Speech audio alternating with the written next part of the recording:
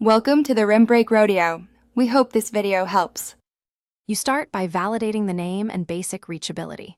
Type the exact hostname, including domain, then ping the IP to see if the machine responds. If the IP pings but the name fails, you know DNS is the issue. Next, open your host's file and check for incorrect mappings. Sometimes stale entries override DNS.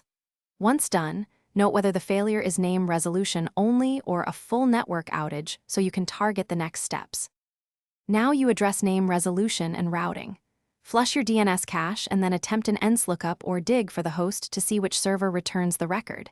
If your DNS server is broken, switch to a reliable resolver such as 8 and retry. This isolates local resolver issues. At the same time, check network routing and gateway by traceroute to the IP. A hop failure tells you whether the path is broken. Make sure to preserve original settings so you can restore them later. Finish by verifying the destination host and your own firewall rules. Ensure the target service is listening on the expected port and that both endpoints allow that traffic. A closed port can look like a missing host. Restart network services or reboot the host after config updates, because some changes require a restart to take effect. If problems persist, enable verbose logs on client and server, test from a different network, and use those logs.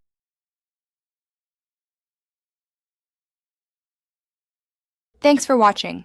Consider subscribing if we helped you.